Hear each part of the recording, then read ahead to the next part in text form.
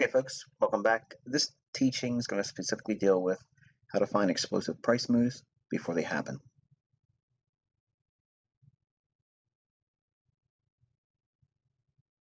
All right, the points of focus in this module: commitment of traders, weekly range contraction, and daily range contraction.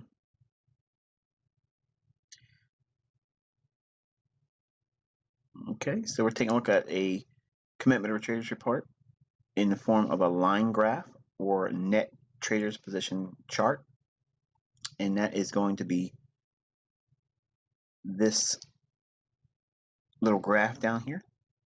Okay, this is not something that I've created or made up. This is a long-standing staple in technical analysis. Larry Williams popularized this from his work with the commitment of traders, or CFTC reportable report. And the commercials, this red line, you see commercial speculators. I'm only interested in tracking this red line, okay? And by following this on a longer term time frame, it'll help give warning signs when there's a potential impending reversal, which when it's a reversal, they sometimes can be explosive in nature. But the CFTC weekly net traders position is the data that creates this graph. And what we do is we monitor 12-month commercial extremes. That means the highest they've been in the last 12 months or the lowest they've been in the last 12 months. And we look for the levels where they reflect net extremes. In other words, they will qualify support and resistance on a higher time frame chart.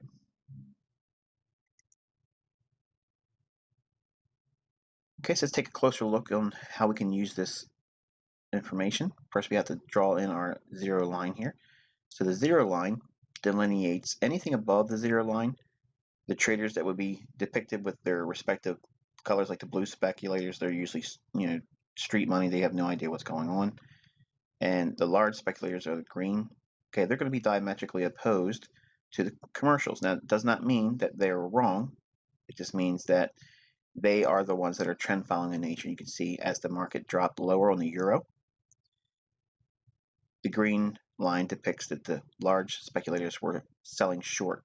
So below this zero line, they are sellers. Above it denotes buying. So we can see the commercials were buying all through this decline. Now, right away, you're probably saying, well, how's this useful? We want to look at trend, and we also want to look at key levels that the commercials support. This low here, they had the largest position of longs on at the time, and the market created a low. And we went sideways and then dropped down one more time. We had an increase of buying by the commercials. And I'll show you what these reference points are here with this horizontal line. And I'll add our first area of buying interest by the commercials. And the second one here. See, they're ramping up this big jump up in the red line. And another one over here where they're above the zero line. And we're at that same level. So they are above the zero line, and we're at that old level where it's bounced before. So this could be a key support level. Now notice that they are giving you insight that you otherwise wouldn't glean. If you look at just simple classic support resistance theories, again, it takes you back to the question, which support, which resistance. So from a higher time frame standpoint, this is one of the things I like to teach because it gives you a context behind support and resistance levels that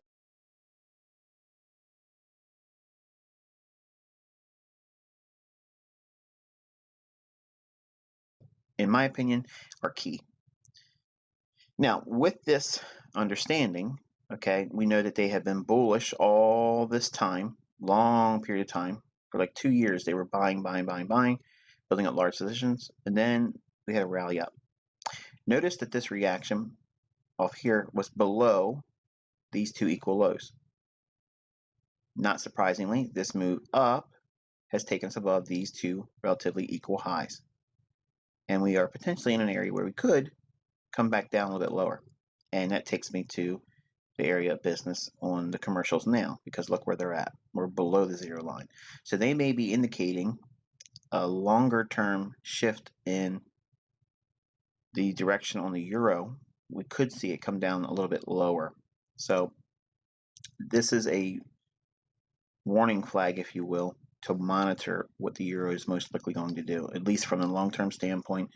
The commercial traders, the folks that are long-term hedgers, they're already hedging in some bearishness on the euro dollar. So I use this information to kind of like build the idea around potential future explosive price moves.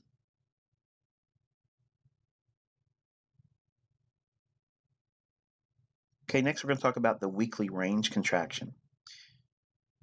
All right, as you can see here, when we use the open, high, low, and close bar, okay, this is a graphic depiction. It's very easy to see, at least for me it is, when we're using power 3. If we're bullish, we're going to be looking at the opening price and then drop down, buying anywhere between the opening price or just a little bit above it, still okay. But mainly looking for a move below the opening price. That's what we're looking for, power 3 bullish. And when we're bearish, we're looking for the opening price and then a move up to sell or fade that rally and then ride it lower for a down close. Now, that's assuming that we know there's going to be a large range day or directional bias that lends well to this technique. Power 3 capitalizes on range expansion, so we have to know the likelihood of this phenomenon happening, otherwise we're going to do it wrong. So now, if the opposite of range expansion is contraction, how can we find that? Well, the candlestick chart helps highlight this.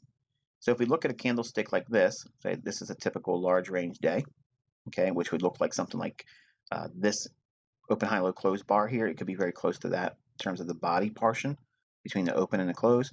So we have the open down here and the close up here if this is a bullish candle. If this was the body of, say, for instance, a Tuesday, and then say Wednesday, we had this type of body. We have a smaller bodied candle, which means that we could see a large range day on Thursday or Friday. It's more or less a precursor, if you will, because smaller bodies precede larger bodies. So if we're always looking for action in the marketplace and it's already moving, you're chasing price. So you want to anticipate when price is going to have an explosive or large range or big move or series of big moves. And it's going to happen by studying the bodies. If the bodies are getting smaller, okay, if we see that, it's going to be a directional move in magnitude that's larger than it has been in recent days or recent weeks. Again, depicting the top of the body on here and contrasting it with this one here. So that's the difference between what I'm looking for. Okay, so the weekly range contraction. We're going to be looking for candles that begin to compress. Ranges that have smaller bodies are key. That's the ones that we're looking for, and we're wanting to trade when they form. Big ranges come after small ranges form, and we ignore the wicks. We're focusing only on the bodies of the candles. Okay, so let's take a couple examples here. As you can see here at this swing low, we've had large body candle, and then look how small the body gets here. Then we have a turning point. In here, price has been moving up. We went sideways, and now look what happens. The bodies between open and the close, they get very, very small. Disregard the wicks. Okay, try to block that out. Focus only on the open and close relationship. When that gets small, what's about to happen is you're going to see an expansion. And this is when anticipating power 3, like the open here, small down move, buying, holding for the close near the end of the day at the top of the range. Similar scenario here, which we can see again, small bodies form after that large one. Okay, we know there's going to be a large range coming. So we want to be focusing on what? What's the trend? It's been bullish. So we could be looking for open, decline, buy it, look for expansion on the upside. Next, same scenario, open, down, movement, buy it, hold for the close. Okay. Similarly, we can see at this swing high, we have a small little body in here. Again, disregard the wicks. Again, small bodied candle in here, disregarding the wicks, and large moves. After each one of these, we're seeing large moves. This is a weekly chart. Okay, so there's a lot of pips in there. Another opportunity here, you can barely even see a body in this. Very, very indicative of a large range move. And we see a series of 3 weeks that come by way of bullishness. Over 300 and some pips available from that one. Then we have a small range again. So what's going to happen? We're looking for range expansion. Big candle forms, and now at the time of this recording, we have a very small body candle again. So weekly range has been compressing, so we're looking for a large weekly range next.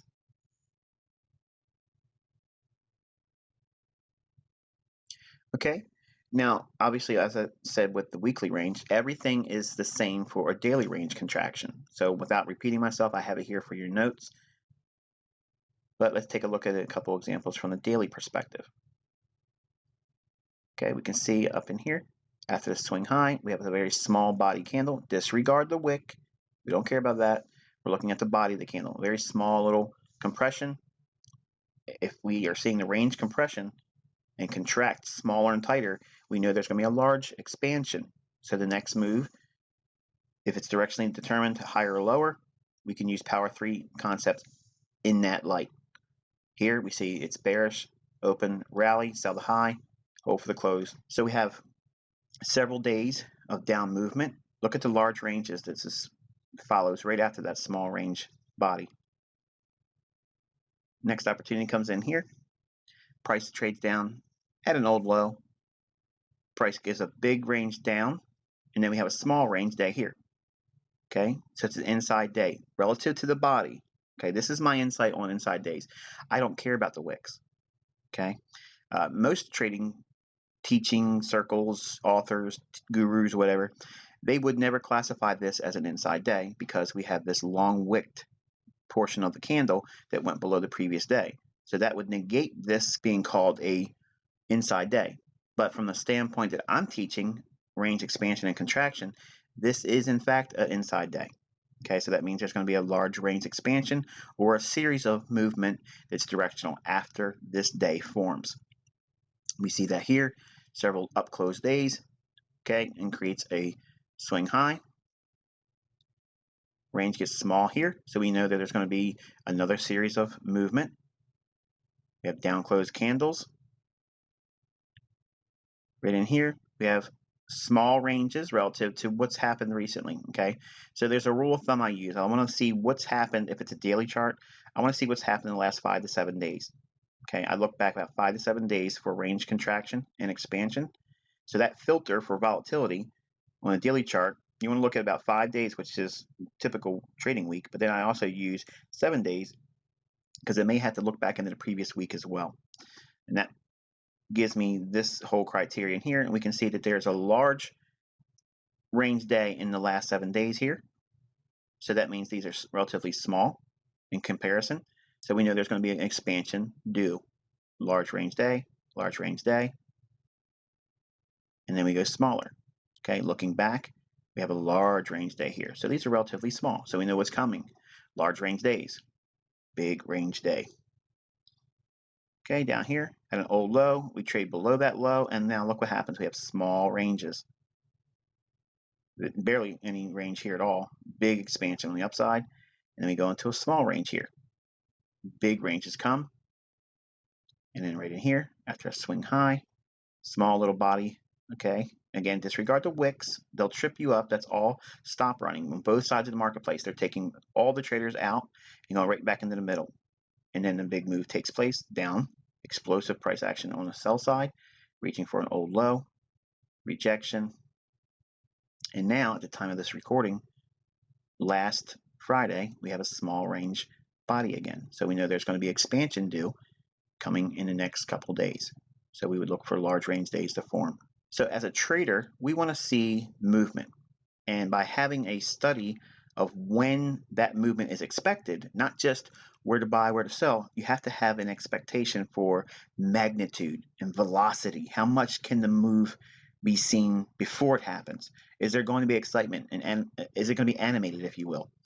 And what I do is I look for when things are getting quiet. That means the traders are going to get bored with it.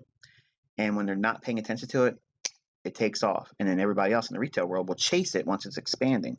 I want to be in before the big move happens. because I'm most likely going to be in while it's expanding up long or expanding lower and being bearish.